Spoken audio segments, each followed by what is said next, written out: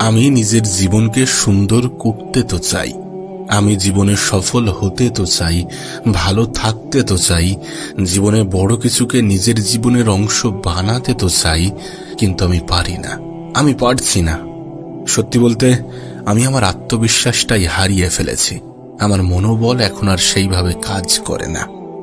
আজ এই বিষয় নিয়েই কথা বলবো। আত্মবিশ্বাস, মনোবল যে কতটা প্রয়োজনীয়, কতটা গুরুত্বপূর্ণ সেটা জানা উচিত, এবং সেটা কিভাবে বাড়ানো যায়, কিভাবে নিজের উপরে বিশ্বাস রাখা যায়, সেটা নিয়ে কিছু বিষয় অবশ্যই প্রত্যেকটা মানুষের জানা উচিত। প্রথমে একটা কথা বলি। কোনো এক মহান ব্যক্তি বলেছিলেন যে কোনো ব্যক্তি যদি মন থেকে হেরে যায় তাহলে সেই ব্যক্তিকে বা সেই মানুষকে জীবনে জেতানোটা অনেক কঠিন হয়ে দাঁড়ায়। আর এখান থেকেই এটা স্পষ্ট যে একজন মানুষের মনোবল কত বেশি হওয়া উচিত, একজন মানুষের আত্মবিশ্বাস কত বেশি হওয়া উচিত। যদি তোমাকে কেউ বলে যে একজন মানুষের জীবনে ভালো থাকার জন্যে বা বড় কিছু করার জন্যে প্রধান উপকরণ কি, তাহলে তুমি উত্তর দিও যে অবশ্যই মনোবল, অবশ্যই আত্মবিশ্বাস। এই মনোবল কখন হারিয়ে যায় জানো? যখন আমরা অনেকবার চেষ্টা করি কিন্তু সফল হতে পারি না, যখন আমরা পরিবর্তন হওয়ার চেষ্টা তো করি কিন্তু কিছুদিন পরে আবার যেমন ছিলাম তেমন হয়ে যায়, যখন আমরা অলসতাকে নিজের জীবনের অংশ বানিয়ে ফেলি, যখন আমরা আমাদের জীবনের অজুহাতগুলোকে অস্ত্র হিসাবে ব্যবহার করি। আসলে আমাদের জীবনের সমস্যা কোথায় জানো? আমাদের চিন্তা ভাবনার সমস্যা কোথায় জানো? আমরা আমাদের জীবনে ব্যর্থতাগুলোকে শুধুমাত্র ব্যর্থতা হিসাবেই মনে করি, কিন্তু ব্যর্থতা যে একটা শিক্ষা সেটা আমাদের মনে আসে না, সেটা আমরা মনে করি না। দেখো, তোমাকে একটা বিষয় স্পষ্ট করি, যে কোনো একটা বিষয়ে তুমি যখন ব্যর্থ হচ্ছ তার মানে এটা ক্লিয়ার যে তুমি শুরু করে দিয়েছ, তুমি চেষ্টাটা চালিয়ে যেতে শুরু করেছ। আর তোমার এটা জানা প্রয়োজন, এ পৃথিবীর অর্ধেকেরও বেশি মানুষ শুরু করার আগেই হেরে যায়। আর তুমিও যদি ঠিক তেমন চিন্তা ভাবনায় রেখে থাকো, শুরু করার আগেই যদি সবকিছু ভেবে নিয়ে থাকো, তাহলে এটা বোকামি ছাড়া আর কিছুই নয়। এটা কিছুটা মেনে নেওয়া যেতে পারে যে তুমি চেষ্টা করেছো এবং তারপরে ব্যর্থ হয়েছো, বা তুমি হয়তোবা কিছু করতে পারলে না, তারপর নিজের উপর থেকে বিশ্বাস হারিয়েছে, এটা অনেকটা মেনে নেওয়া যেতে পারে। কিন্তু তুমি চেষ্টাই করলে না, তুমি শুরুই করলে না, তুমি আগ্রহই দেখালে না, আর বললে যে আমার মনোবল হারিয়ে গিয়েছে, এটা মানতে একটু তো অসুবিধা হয়। দেখো, জীবনে তিনটি জিনিস করা কখনোই উচিত নয়। প্রথমত, নিজের উপর থেকে বিশ্বাস হারানো উচিত নয়, যেটা মনোবল, যেটা আমাদের আলোচনার বিষয়। দ্বিতীয়ত, জীবন নিয়ে কখনো হতাশ হওয়া উচিত নয়। আর তৃতীয়ত, জীবন নিয়ে কখনো টেনশন করা উচিত নয়। আমরা এই পৃথিবীতে এমন কিছু নিয়ে আসিনি যেগুলো হারিয়ে গেলে আমাদের হতাশ হওয়া উচিত, আমাদের নিজের উপরে সন্দেহ তৈরি হওয়া উচিত। পৃথিবীর সব থেকে সুন্দরতম ফান্ডা হচ্ছে আমরা খালি হাতে এসেছিলাম এবং খালি হাতেই চলে যাব। আর এর মধ্যে জীবনে যত কিছু পাবো বা যত কিছু অর্জন করব সেটা আমাদের জন্য বোনাস। আর যখন তুমি কারোর কাছ থেকে অতিরিক্ত কিছু পাবে, সেটা যদি হারিয়ে যায় বা সেটা যদি না পাও, সেটা নিয়ে হতাশ হওয়াটা অনেকটা বোকামি ছাড়া আর কিছুই নয়। আমাকে হয়তোবা অনেকে বলবে যে টেনশন থোড়ি না করতে চাই, টেনশন তো হয়ে যায়। জীবন নিয়ে অনিশ্চয়তা, ভবিষ্যৎ নিয়ে অনিশ্চয়তা, লাইফের ঘাটতি, জীবনের ইচ্ছা আকাঙ্ক্ষা, এগুলো আমাদেরকে টেনশন দেয়। দেখো, তোমার কাছে একটা অনুরোধ রাখবো, যখন জীবনে কোনো কিছু নিয়ে টেনশন হবে তখন নিজেকে কিছু প্রশ্ন করো। প্রথমত, যদি জীবনে কিছু হারিয়ে যায় তাহলে সেটা কি জীবনে দ্বিতীয়বার অর্জন করা সম্ভব? না, যদি সত্যি জীবনে দ্বিতীয়বার অর্জন করা যায়, যদি সত্যি জীবনে দ্বিতীয়বার অর্জন করা সম্ভব হয়ে থাকে, তাহলে টেনশন করার পরিবর্তে আমাদের সেটা করা উচিত যেটা করলে আমাদের জীবনে সেটাকে দ্বিতীয়বার ফিরিয়ে আনতে পারবো। দ্বিতীয় যে বিষয়টি হচ্ছে সেটা হচ্ছে ভবিষ্যৎ নিয়ে অনিশ্চয়তা। দেখো, হিন্দিতে একটি লাইন আছে, কাল কিসনে দেখা। আগামীকাল কি হতে চলেছে আমরা কেউই জানি না। আমরা যেটার মধ্যে ভালো কিছু খুঁজছি সেটার মধ্যেই হয়তো খারাপ কিছু পাওয়া যাবে, আবার আমরা যেটার মধ্যে খারাপ কিছু খুঁজছি সেটার মধ্যেই হয়তো বা ভালো কিছু পাওয়া যাবে। আর যদি তুমি মনে করো যে ভবিষ্যৎ তোমার নিয়ন্ত্রণে, তাহলে এটা তো বিশ্বাস করো যে ভবিষ্যৎটা কেমন হবে সেটা অবশ্যই নির্ভর করছে আমরা আমাদের বর্তমানকে কেমন ভাবে ব্যবহার করি, এটা তো বিশ্বাস করো। আর যদি সেই বর্তমানে বসে আমরা ভবিষ্যৎ নিয়ে টেনশন করি, সময়ের অপচয় করি, অপব্যবহার করি, তাহলে কি আমাদের ভবিষ্যৎটা সুন্দর হয়ে যাবে? কখনোই কিন্তু তা হবে না। সুতরাং দুশ্চিন্তা করা, টেনশন করা এটা কখনোই শোভা দেয় না। জীবনের সবথেকে বড় অনিশ্চয়তা কি জানো?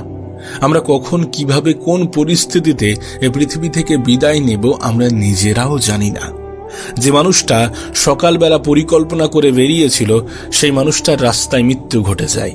যে মানুষটা কোনো একটা অনুষ্ঠানে খাবার খেতে যায়, সেই অনুষ্ঠানেই তার মৃত্যু ঘটে। যে মানুষটা সকালে বাড়িতে সুন্দরভাবে জীবন কাটাচ্ছিল, সেই মানুষটাকেই সন্ধ্যাবেলা হসপিটালে কাটাতে হয়। এই সব কিছুকে যখন দেখবে, দেখার চেষ্টা করবে, তখন জীবন নিয়ে যে কতটা অনিশ্চয়তা আছে সেটা তোমার কাছে স্পষ্ট হয়ে যাবে। কিন্তু বাস্তবে কিন্তু আমরা এগুলো নিয়ে টেনশন করি না। আমরা টেনশন করি আমাদের ভবিষ্যতে কি হবে, কি করব। আর এটা হওয়ার অন্যতম কারণও হচ্ছে আমাদের আত্মবিশ্বাস। অনেক সময় আমাদের আত্মবিশ্বাসই হারিয়ে যায়, আমাদের মনোবলই হারিয়ে যায়, আমাদের নিজের উপরে বিশ্বাসটাই উঠে যায়। আমাদের মনে হয় যে আমরা আর কিছু করতে পারবো না, আমাদের দ্বারা নতুন করে আর কিছু করা সম্ভব হবে না, করতে পারবো না। জীবনে কোনো কিছু করার জন্যে, ভালো থাকার জন্যে, সুন্দর একটা জীবন কাটানোর জন্যে আত্মবিশ্বাসী হওয়াটা অনেক অনেক বেশি গুরুত্বপূর্ণ। নিজের উপরে বিশ্বাস রাখাটা প্রয়োজনীয়, অনেক অনেক বেশি প্রয়োজনীয়। তুমি খেয়াল করেছো কিনা আমি জানি না, কিন্তু অনেক সময় এমনটা হয়। অনেক সময় আমরা মেহনত করি, চেষ্টা করি, পরিশ্রম করি, কিন্তু আমাদের রেজাল্ট দেখা দেয় না। আর যখন কোনো রেজাল্ট দৃষ্টিগোচর হয় না, আমরা মনে করি আমাদের জীবনে কোনো ইমপ্রুভমেন্ট আসছে না, আমাদের জীবনে কোনো পরিবর্তন আসছে না। তোমাকে একটা বাস্তব উদাহরণ দেওয়ার চেষ্টা করি। তুমি দেখবে তুমি কোনো একটা পরীক্ষার জন্য প্রিপারেশন নিচ্ছ 1 বছর ধরে, কিন্তু তোমার রেজাল্ট কিন্তু একদিনেই ডিক্লিয়ার হয়, একদিনেই জানিয়ে দেওয়া হয় তুমি কি পেয়েছো, তুমি কত পেয়েছো, তুমি কতটা অর্জন করতে পেরেছো। তার মানে কি তোমার মেহনতটা ওই একদিনের ছিল? অবশ্যই তা নয়। তুমি মেহনত করেছো 1 বছর ধরে, তবে 1 বছরের রেজাল্ট ওই একদিনেই এসেছে। আর আমরা মনে করি যে আমাদের জীবনে কোনো ইমপ্রুভমেন্ট আসছে না। আমরা যদি চেষ্টা করি গতকালকের থেকে আজকের দিনটাকে সুন্দর করার, আজকের দিনটাকে একটু প্রোডাক্টিভ বানানোর, আরো বেশি নিজের উপরে কাজ করা, সোশ্যাল মিডিয়াকে অ্যাভয়েড করা, প্রতিদিন নিজেকে 0.5% করেই উন্নত করার চেষ্টা করো না। বছর ঘুরে 150%-রও বেশি তুমি উন্নতি করতে পারবে। প্রতিদিন নিজেকে উন্নত করার চেষ্টা করো। তবে হ্যাঁ, জীবনে এমন হয় না যে সবসময় তুমি কোনো কাজ নিয়ে ফুল ফোকাসে থাকবে।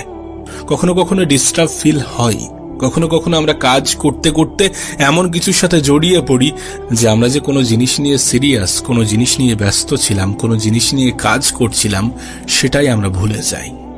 আমরা অনেক সময় আমাদের ট্র্যাক থেকে বেরিয়ে যাই। আমাদের কাজ কি হবে জানো? সেই ট্রাকের উপরে, সেই রাস্তার উপরে নিজেকে দ্বিতীয়বার দ্রুত ফিরিয়ে আনা। ভুল পথে চলে গিয়েছো, সময়ের অপচয় করছো, সময়ের অপব্যবহার করছো, মনে হয়েছে যে না সময়ের অপচয় হচ্ছে, ঠিক আছে, নিজেকে দ্বিতীয়বার ফিরিয়ে আনো, দ্রুত ফিরিয়ে আনার চেষ্টা করো। আমাদের এটাই করতে হবে। যখনই সময়ের অপচয় করছো, মনে হচ্ছে সময়ের অপচয় হচ্ছে, দেন ফিরে আসো নিজের কাজে, ফিরে আসো প্রোডাক্টিভ হওয়ার জন্যে। জীবনে অনেক সময় কেমন হয় জানো? আমাদের আশেপাশের পরিবেশে আমাদের আত্মবিশ্বাসের উপরে আঘাত আনে। আমাদের আশেপাশের পরিবেশে আমাদেরকে বোঝায় যে তুমি পারবে না। আমাদের আশেপাশের এনভায়রনমেন্ট আমাদের একটা মাইন্ডসেট তৈরি করে দেয় যে তোমার দ্বারা হবে না, এবং আমরা যেটা দেখছি সেটাও আমাদের জীবনে প্রভাব ফেলে। অনেক সময় আমাদের ব্যর্থতাই নয়, বরং আমাদের পরিবেশ, যে পরিবেশে আমরা থাকছি, সেই পরিবেশটাই আমাদেরকে নিজেদের উপরে সন্দেহ আনতে বাধ্য করায়, মনোবলের উপরে প্রশ্ন জাগায়। দেখো, কোনো ব্যক্তি যদি সত্যি সঠিক হয়ে থাকে, যদি সত্যি কোনো ব্যক্তি নিজের উপরে কাজ করে থাকে, মেহনত করে থাকে, পরিশ্রম করে থাকে, তাহলে সেই ব্যক্তি কখনোই বলবে না যে তোমার দ্বারা কিছু হবে না। তুমি দেখবে তারাই জীবনে বলে যে তোমার দ্বারা কিছু হবে না, তুমি কিছু পারবে না, যারা জীবনে খুব একটা বড় কিছু বা খুব একটা ভালো কিছু করতে পারে না। তারা তাদের নেগেটিভ চিন্তা ভাবনাগুলো তোমার উপরেও ফেলতে চায়। আবার এমনটাও হতে পারে যে তারা তোমাকে হারা অবস্থায় দেখতে চায়। শত্রু সবসময় আমাদের চেনাশোনার মধ্যেই হয়ে থাকে। শত্রু সবসময় আমাদের চেনা মানুষগুলোর মধ্যেই তো থেকে থাকে। অবাক হওয়ার মতো কিছুই নেই। তোমাকে একটা বাস্তবতা বলি, যদি সত্যি তোমার কাজ করার খিদে থাকে, যদি সত্যি তোমার কাজের প্রতি ভালোবাসা থাকে, তাহলে বাইরে থেকে খুব একটা বেশি অনুপ্রেরণা নেওয়ার প্রয়োজন পড়ে না। তাই তোমার কাছে অনুরোধ করব, নিজের কাজের প্রতি ভালোবাসা বৃদ্ধি করো, নিজের কাজকে ভালোবাসতে শুরু করো, নিজের মধ্যে খিদে তৈরি করো। আর এটা মনে রেখো, কিছু মানুষ সব সময়ই তোমাকে ভাঙার চেষ্টা করবে, কিছু মানুষ সব সময় তোমার মধ্যে একটা ভয় ঢোকানোর চেষ্টা করবে, কিছু মানুষ সব সময় তোমার নিজের উপরে সন্দেহ বাড়ানোটা বৃদ্ধি করবে।